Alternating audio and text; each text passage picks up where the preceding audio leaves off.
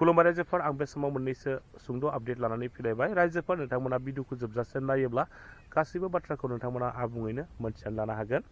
रायजोफोर गुबै आपडेटआव थांनायनि सिगां आङो नोंथांमोननो आंनि बागाननि सोमोन्दै सुंद'यै फोरमायनानै होनो सानदों नोंथांमोना नायनानै लालाय नै आंनि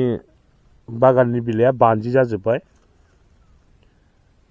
गथाय बिलाइ दंजोबो आरोना खिन्थु बानजि जाबाय नोंथांमोना नुखाबाय माबायदि बानजि जानानै दं नै माने बे बिलाइखौ थांनाय सप्तायावनो खानांगौमोन ओमफ्राय सप्तासे बारबाय नालाय बिलाइया बानजि जाबाय दा बबे फेक्टरियाव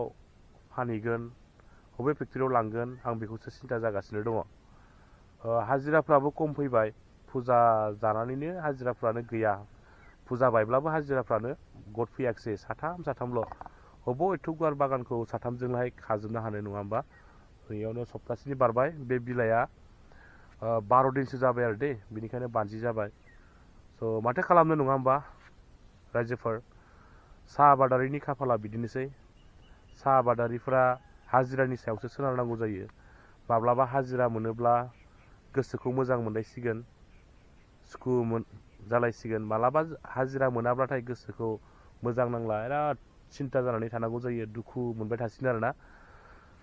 साहा आबादारिनि खाफालानो बिदिनोसै साहा आबादारिफ्रा हाजिरानि सायावनो सोनारनांगौ जायो हाजिरा फैब्लासो बिलाइखौ खानो हाबाय हाजिरा गैयाब्लाथ' गैयानोसै आरो माने बिराद दुखु जानानै थानांगौ जायो बिराद सिन्था जानांगौ जायो मालाबा साहा आबादारिफ्रा साहा आबादनिफ्राय मोननाय रांखौ जोङो मोनथाम बाहागोआव राननांगौ जायो मुलिनि मोनसे हाजिरानि बेनिफ्रायसो आग्लायनाया मालिकनि मुलि आरो हाजिरानो गारनानैसो जेसेबां आग्लायो बेखिनियासो मालिकनियाव थायो आरोना दा नै बिलाइखौ लाबोगासिनो दं दा न'आव लांसिगोन फुङावनो फैनाय बियो दा सुहैसिगोन आरो आं थांनांसिगोन दसे थानानै बिदिनोसै माथो खालामनो नङा होमबा लोगोफोर स' रायजोफोर दाना फैदो गुबै आपडेटआव रायजोफोर मैयानि सानाव गर्जन मुसाहारि बिथाङा खौरांगिरिनि सिगाङाव MP जयन्त बसुमतारी बिथांखौ ओरैबायदि बुंदोंमोन जोङो नुबाय जयन्त बिथाङा MLA पदखौ गारनानै MP दाराबाय देरहालांबाय ADP-खौ लानानै हारिनि थामोनथाखौ लानानै दावहा नांबोनाय स' मानसिफ्रा जेलाव दङ दा बिथांमोननि सोमोन्दैथ' जोंहा जयन्त बिथाङा जेरावबो बुंथ्राखै रायजोफोर दा बिथांनि बेबायदि बुंनायनि सायावहाय MP जयन्त बसुमतारी बिथाङा फिनजाथाय होफिननायखौ बे समाव नुनो मोननाय जादों स' MP जयन्त बसुमतारी बिथाङा बे समाव खौरांगिरिनि सिगाङाव मा फिनजाथाय होफिनदों नोंथांमोना बिथांनि सुंद' बिबुंथिनाय भिडिअ क्लिप्सखौ जोबजासिम नायनानै लादो गर्जन मुसाहारि बिथांखौथ' आरो मा बुंबावनो बिथाङा सासे गावनो समाजखौ दैदेनबोनाय मानसिमोन सोमावसारनायाव दैदेनबोनाय मानसिमोन नाथाय बबे समनिफ्राय माबोरै डिरेल जालांखो मोनथिला बिथाङा दिनैहाय इन्डिया बा कंग्रेसाव बिथाङा हाबहैदों नाथाय बिथांनि स्पिचफोरखौ नायबा नों नायल' मालाबा जेरै जोंखौ बर'फोरनिल' हान्जा होनदों गावनि स्पिचआवनो बे ओंखारो बिथांनियाव हारि मोनसेनि थाखायल' बाथ्रा ओंखारबाय थानायखौ जों नुदों बिथांनि सिगाङाव बुंनाय बाथ्राफोरखौ मोजाङै बिजिरनानै नायबाय बेखौनो नुगोन बे थिरा गावनावसो थांफिनो माने जोबोद गोजोनथाव बाथ्रा दिनैहाय हाजार मानसिफ्रा रोजा मानसिफ्रा सुबुंफोरा जोंनि भटार्स रायजोफ्रा सिडली समस्तिनिया दिनै फैनानै निर्मल कुमार ब्रह्म जोंनि NDA-नि केन्डिडेट बिथांनो आर'जलाइ गथायनाय बे हाबाफारियाव बाहागो लाफैदों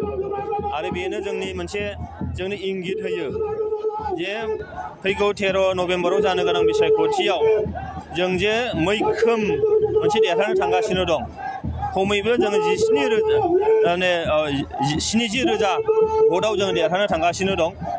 आरो बेनो जोंनो फोरमान खालामदों मानोना दिनैहाय UPPL सरकारा जोंनि NDA-नि सरकारा जोंनि नैबे ओनसोलाव गोजोन थासारि लानानै फैबाय जोंनि गेजेराव रैखाथिखौ लानानै फैबाय जोंनि गेजेराव जौगानायखौ लानानै फैबाय जोंनि हारि माहारिनि गेजेराव मोनसे बिदा फंबाय सानलायनाय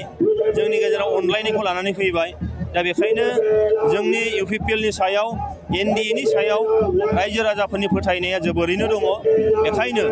फैगौ बिसायख'थियाव जोङो 70,000-नि बांसिन भट मोननानै बे सिडली समस्तियाव देरहानो थांगासिनो दं बेयो रोखा नोङो नाय बेयाव गासै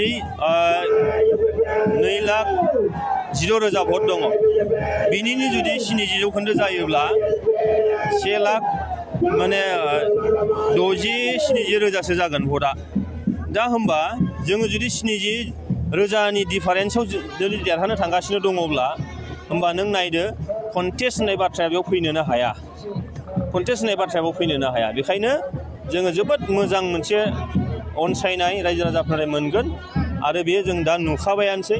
दा बेयो जेब्लाबो रोखा जागोन बेसेबांसो सुबुंफोर बेवहाय बाहागो लादों दिनै 15 निफ्राय 20 रोजा सुबुंखौ जों हांख्रायदों आरो निस्सय बेसेबांनिख्रुइ बांसिनबो फैनो हागौ